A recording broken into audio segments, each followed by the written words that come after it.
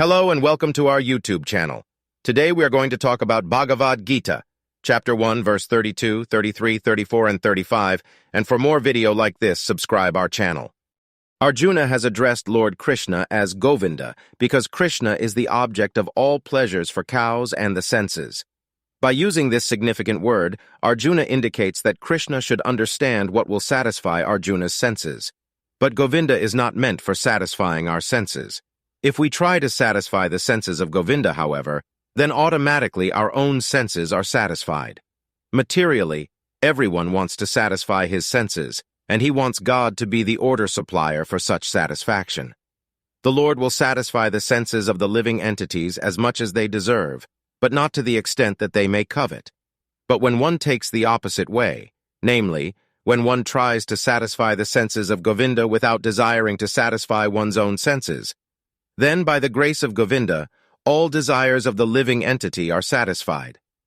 Arjuna's deep affection for community and family members is exhibited here partly due to his natural compassion for them. He is therefore not prepared to fight. Everyone wants to show his opulence to friends and relatives, but Arjuna fears that all his relatives and friends will be killed on the battlefield, and he will be unable to share his opulence after victory. This is a typical calculation of material life. The transcendental life, however, is different.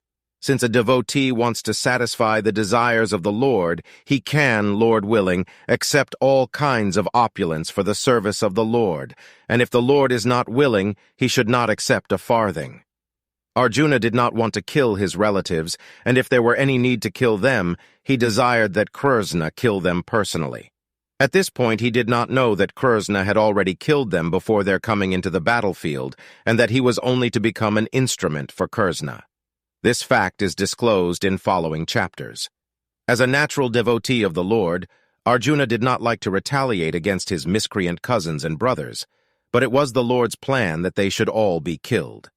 The devotee of the Lord does not retaliate against the wrongdoer, but the Lord does not tolerate any mischief done to the devotee by the miscreants. The Lord can excuse a person on his own account, but he excuses no one who has done harm to his devotees. Therefore, the Lord was determined to kill the miscreants, although Arjuna wanted to excuse them.